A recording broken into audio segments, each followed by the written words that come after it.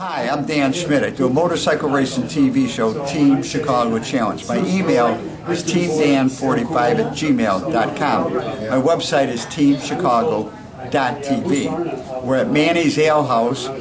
We're on St. Charles Road. This side of St. Charles Road is Elmhurst. The other side is Villa Park, and that's where MCC is. So we're right across the street from MCC Motorcycle Center. The Norton people have their meetings here, and that's why I decided a few years ago to start having the meetings here. Our group is getting a little bit smaller, and maybe I should challenge everybody. The Doolittle raid was the raid over Tokyo in 1942. Of all the guys that got together every year. It's interesting. So they had a bottle of cognac, and they said when the last two are there, that's when they're going to drink the cognac. Well, there was three still living, and they said screw that idea. They broke open the cognac and they split it three ways. So I hope I'm here at the last one, because the number of people racing Santa Fe, the numbers are going down. But anyhow, that's my little short message. And don't forget my email, and I love to hear from my audience. It's teamdan45@gmail.com. I'm going to talk to some of my friends here, and I'm going to show some highlights from previous Legends get-together. And I think you'll enjoy this clip up on YouTube. And remember, you can always search on YouTube with Dan Schmitt Motorcycle Racing, and you get to see many, many great motorcycle racing footage. Let's jump back to the original Legends get-together. October 8th, 1990, I had a chance to talk to two of my friends, Torello Taki and Warren White.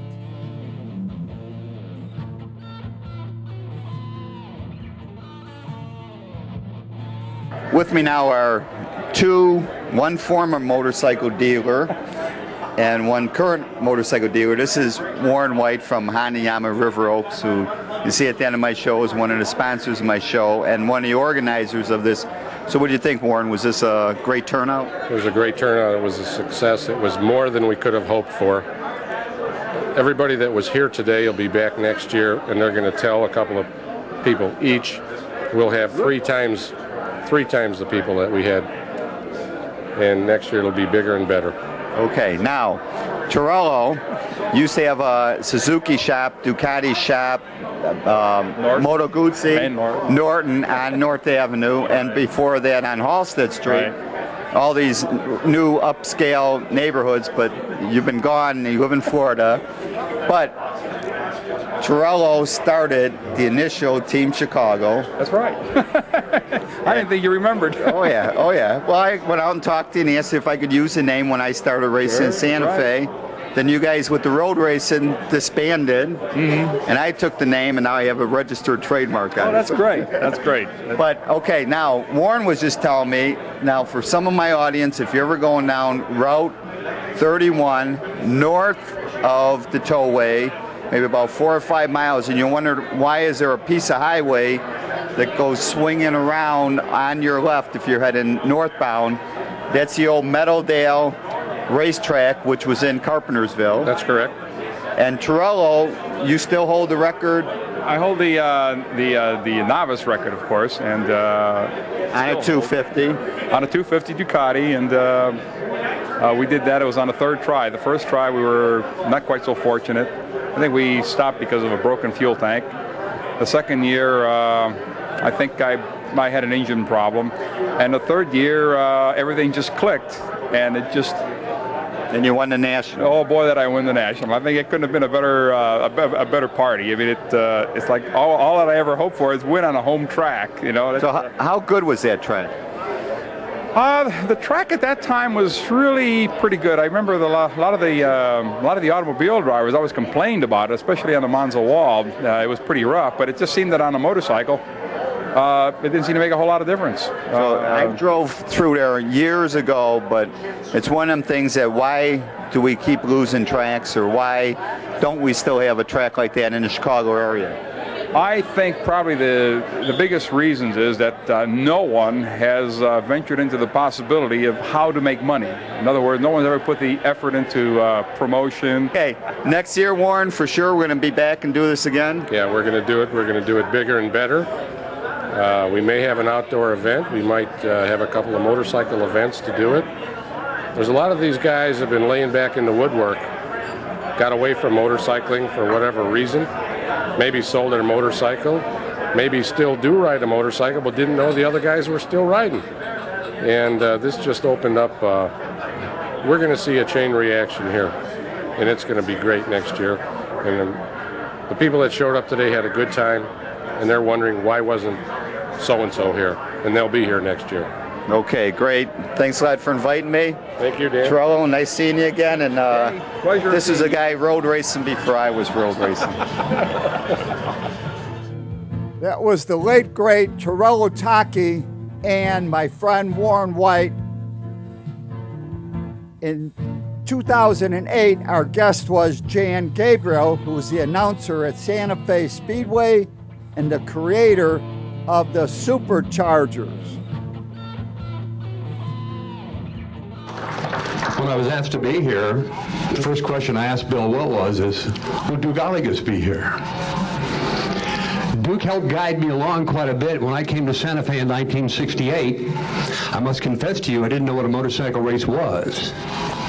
The first race I announced was the first one I ever saw. And the first guy I ever talked to was Dick Mann, who, to me, was a superstar, but was not real talkative. His answers were yes, no, no, and no. Well, that wasn't too bad. I got through that. Then the next superstar I met was Kenny Roberts. He didn't talk at all. I'd ask him a question, I got no answer. He was so focused and so concentrated on what he was doing, I was just a nebulous person standing around. But then, of course, there were those who talked and talked and talked. The Ragin' Cajun, Mike Gerald, he talked and talked. He was wonderful. Robert E. Lee, another example. So I got to meet this wonderful cast of characters, and as I'm learning all about these guys, I'm also beginning to understand the amount of heart, effort, time, energy spent on motorcycle racing. So everybody played a role. Everybody was a different personality, brought a little something different to the races at Santa Fe Speedway. And there will never ever be anything like those Wednesday nights at Santa Fe. You'll never see that again anywhere at any time. So if you have a little piece of that somehow, a photograph, a piece of film footage, a poster, anything, treasure it, because they were, in fact, very extraordinary times. A couple of quick little things that happened to me along the way. I was very fortunate in starting at Santa Fe in 1968. I left there 14 years later because the True Value Hardware Store Company, Cotter & Company here in Chicago, made me an offer to do a nationally syndicated television series called The Superchargers. And this was just before ESPN. And boy, I fell into something really wonderful. I had 120 television stations, including ABC here in Chicago. Across the nation, all I had to do was a half hour on motorsports. Didn't matter what it was. Some of the early shows, we went to the Houston Astrodome, did the short track. I think Mike Gerald won the first one we did. We did some TT races there. We also did Hawthorne. You may remember that. I think there are 1 or 2 races out there. And my co-host was Gene Romero. And I got to know Gene really well, another California boy. And also Mert Lawwell was one of my hosts. Gene and I enjoyed each other's company. We had the same sense of humor. Problem was, neither one of us could really do a great television call for motorcycle racing. Everyone, and welcome to the Superchargers. This afternoon, it's fast action motorcycles, AMA style, and the very best in the United States are here. I'm J.C. Gabriel, along with former national #1 Gene Romero, and also joining us will be Linda Marshall. And Gene, indeed, the very best are here. Well, that's a fact. We have Jay Springsteen, Randy Goss, Bubba Schobert, Mike Kidd, Terry Poovey, Steve Moorhead. We got and Ricky Graham, the Grand National Champion. It's going to be one great race today. In total, there are 100 motorcycles here. They're now qualifying. There will be 48 riders that make the program, and they'll whittle those down to the final 17 that will go into the national final, and that's worth big money. Boy, that's correct, and it's going to be 25 laps on a different mile racetrack than what we're accustomed to, because at this particular race circuit, the straightaways are real long and the corners are very tight, and it's going to be real demanding on the riders and the equipment. And the speeds should be exceptional here today. Yes, we expect with straightaways like this, excess of 130 miles an hour. Should be exciting. A guy came to me and said, I've got a drag strip. It's called US 30 drag strip. He said, I don't know how to get people to understand we race on Sundays. I said, I got an idea. I said, how about if we just sit there and I'll get another guy and we'll banter back and forth that word. I'll say, it's beautiful Whalen US 30 drag strip. And he'd say, Sunday. And I'd say, Sunday. And he'd say, Sunday. And I'd say, Sunday. And it was great. 2 years later, they invented a machine called the Echo machine. I said to myself, I don't need that other guy. We just flip a switch, and my voice goes, Sunday, Sunday, Sunday. I thought, oh, that's great. So I got rid of the other guy, and I did that for any number of years, and it has stuck with me ever since. More people know me for that than anything else. The sad part about that is there are no residuals on that. There's no copyright on that. So as you can see, times change. Things change. People change. And I thank you for having me here today as we all continue moving forward in our lives, but never forget the legend of Santa Fe Speedway. Thank you. As we see some short track action from Santa Fe Speedway, that was the late, great Jan Gabriel, one of my dear friends. And now we're going to hear from a couple gentlemen who's made it to the Legends in 2025, Ed Kubik and Crazy Art. I'm Ed Kubik, was novice 44S, and how did I get into racing? I drag raced for about 2 years, and I was always going to Santa Fe, and I saw an ad in the Chicago Sun-Times for a Harley race bike, and it was only $425, and I said, I've got to do this. And it was quite a learning experience. You don't catch on right away. In fact, in the 5 years that I raced there, I only qualified once. And then when For the number A program.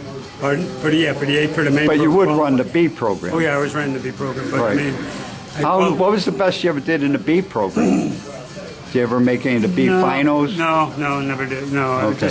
It's just that 1 year it finally kind of toward the end kind of clicked for me, and like I said, that's why I qualified 23rd out of 32. But then everyone else who had qualified regularly, they came over to where I was in the pits, and they claimed I was cheating, and I begged them to protest me because a protest would cost them $40.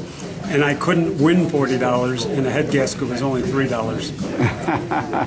So. Well, the other thing, back then, your short track racing was with a 250. Yeah, that's what I had, a 250. And you bought a 250 Harley, and you were there when the two-stroke started showing up more. Yeah, they were quick, yeah. Right. I did ride a Boltaco,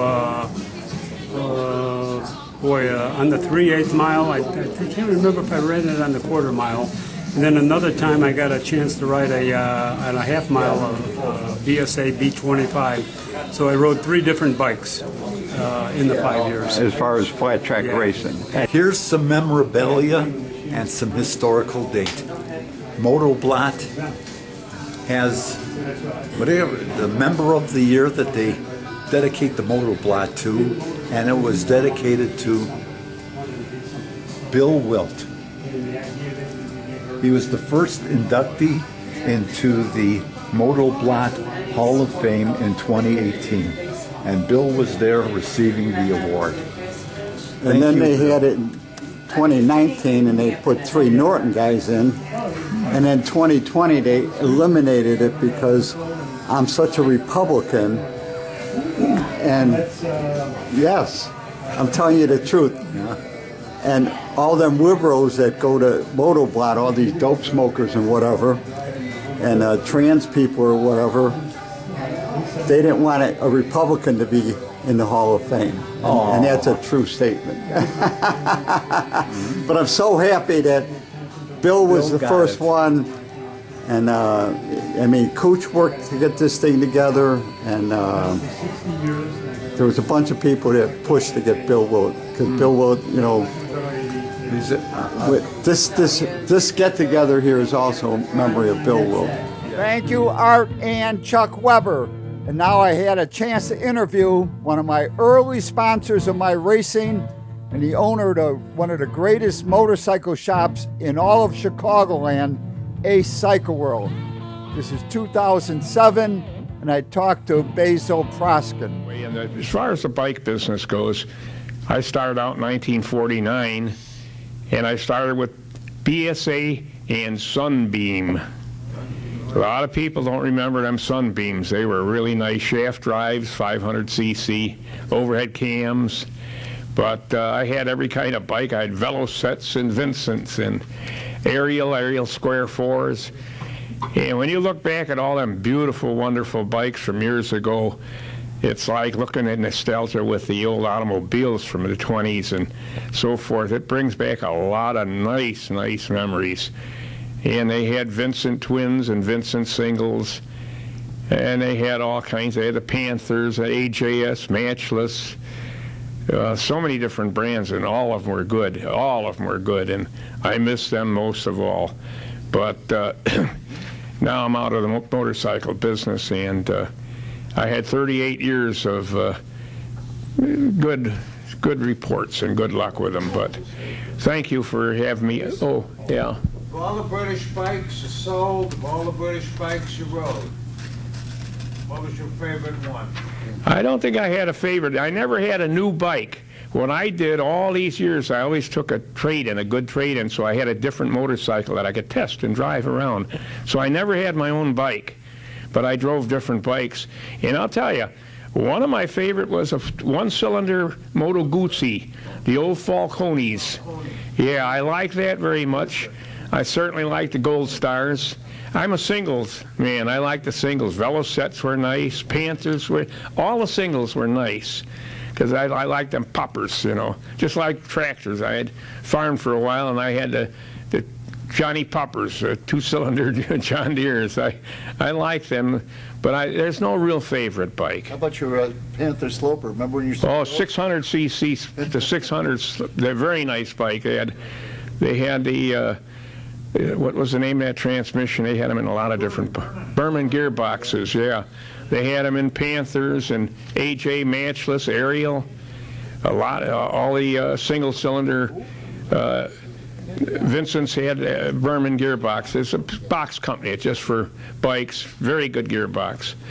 But they all were good. I had Royal Enfield. I liked the Royal Enfield. I had a 350 Royal Enfield. I was pulling a Harley sidecar with a 350 single. It lasted until a third gear pooped out of it. But I put about 1,000 miles on it. So I like them all. Everyone has something positive, just like automobiles. You choose, you look and see which one you want, and thank God we've got a large variety. I like Ducatis, too. I like the single-cylinder Ducatis, and I'm hearing from these guys that these new Ducatis are unbelievable. I don't know. But you have to give credit. It proves the Italians can do more than just cook. A lot more. They make a great bike, and they always have, ever since the first one. That was the late, great Basil Proskin, Big Daddy, the owner of Ace Cycle World. And now we're looking at a photo from Bruce Shawanda's photo album. This is probably from 1964, Santa Fe Speedway. Everybody on this front line had a national #1 at one time, except number 41, who is Pat McHenry. 98 is Joe Leonard. 63 is Gary Nixon. 64 is Dick Mann. Number 4 is Bart Marco. And number 1 at that time was Carol Westweber. A great photo. And now we're going to hear from Jim Viverito as he does his classic opening. Anyways, let's get this started on the right foot. I haven't done this for a couple of years. So for those of you who didn't race flat track, please don't take offense to this. This ain't no ballet slipper. It's a skid shoe, a hot shoe, for the left foot only. The steel point of the left leg outrigger that gives American flat track motorcycle racing its unique 3-point stance. 2 wheels in a shoe. Man and machine together as one. It doesn't matter if you had it made by a man named Ken or a fella named George, or if it was fashioned in the garage out of the hacked off end of an old Buick's bumper. A flat tracker is as naked as a newborn without it. It's the essential tool of the trade. The catalyst that binds the rider, the bike, and the track to form the sport we call flat track. And to some, many in this room, you really can't call yourself a motorcycle racer till you've worn one of these. So that's my ode to the skid shoe, and this annual Bench Racing and Lying Festival is now officially called to order. That was the late, great Jim Viverito. And now we're looking at a few photos of my friends that raced in the 50s and the 60s. This is George Mack Sr., number 6P, and Art Barta, number 98S. Great friends of mine. And now we're going to talk to Jim Rashid, the owner of 4 and 6 Racing and the biggest sponsor of me and Team Chicago. Jim Rashid. I'm here because I want to see all these old guys. Since I'm like a spring chicken, I was born on leap year, I'm 17. And I used to own 4 and 6, and we did a lot of racing, 4 and 6 racing, and I just want to come here and see the guys. Who's left? Well, we should mention that your birthday is February 29th. 1956. So you only have had how many, 17 birthdays? 17.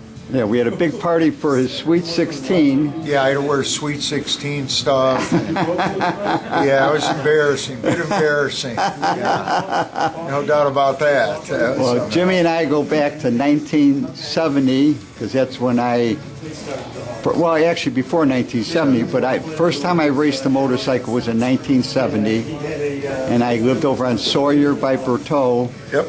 And Jimmy rode his bike over, and he wanted to meet that guy with the cool Triumph. I wanted to meet the guy that drove by the schoolyard every day. We'd be out there, and he had this cool sounding motorcycle, and he had the long hair, the hippie dude. And I said, I told my friends, I want to be that guy. And so I pedaled my ass on my Schwinn 20-inch orange crate, whatever it was, and that's when I met Dan at his garage. And so I was lucky enough that my dad allowed me to go to the motorcycle races with Dan. And we drove around in a Ford van painted like an American flag. And we were like that Bob Seger song, when you go in these little towns and they'd look at Dan with his hair down to his butt, and me with my afro, and they knew we were hippie dudes. So, but it was the greatest experience of my life, being able to do that at the age I was at. And then I started helping Dan with his motorcycles and going to the race. I tried flat track race. I was terrible at it. The bike had no brakes, it had a compression release that didn't work, it would go faster when you pulled in the compression release. So I realized I was better at fixing things than actually riding things. And so I kept at it, got into a small little motorcycle shop, grew it to be pretty big, helped Dan along the way with his racing, and yeah, pretty much that was it. You know, we had a ball. We participated in AMA road racing. We were pretty successful at it for guys from Chicago. We're the only. Well, 4 and 6 was always considered the top high-performance motorcycle shop, maybe in the whole country, because you guys did have a lot of great equipment. I mean, I think you had one of the first dynos. Yeah, I actually had the first dyno that Dyno Jet sold. And even at the new place on Kedzie, I did a lot of construction there too, so I did earn my keep. Yeah, we had a Mustang dyno also from factory jetting, great guy out there, and we had everything. We were as well equipped as any factory team. We had GMD CompuTrack machine. We were able to work with some of the factory teams, helping them with their frame geometry and things like that. We did a lot of suspension work. Our riders dominated the local races, and we did pretty darn well in the pro races. Top 10 finishing, podium finishing, won a race when it was competitive. A lot of factory guys out there, so it was a good time. I mean, it was very... Well, we lived through a great era of racing. Yeah, so the 90s. Not will ever compare to that. We were very lucky. Thank you, Jim. As we see some racing action from Santa Fe Speedway, if you want to be on the Legends list, email me at teamdan45@gmail.com. Remember, you can always subscribe to this YouTube channel to get all the latest footage that I put up on YouTube. To contact me, and like I said, I love to hear from my audience, it's teamdan45@gmail.com. And remember, you can always search on YouTube with Dan Schmitt Motorcycle Racing for great motorcycle racing action, Dan Schmitt Politics, to learn what makes America great. And I highly encourage you to visit the World of Motorcycle Museum. They're Winamac, Indiana, 4 miles south of North Judson on Indiana Highway 39. But give them a call first at 574-896-3172. It's a great trip, a great collection of motorcycles, and you can buy your Harley Davidsons and Yamahas at Kirstein's Cycle. To pick up your copy of the Team Chicago History Package, go to Rich's Yamaha in Lockport, Illinois. But give them a call first at 815-838-8130. Their website is richesyamaha.com. Pick up your copy of the Team Chicago History Package. If you want to learn everything there is to know about motorcycles, there is nothing like going to a swap meet. Here's a few dates in 2026. Princeton, Illinois, Shepherdsville, Kentucky, Woodstock, Illinois, and I will be there. And then back to Princeton, Illinois. Remember, walneckswap.com, walneckswap.com.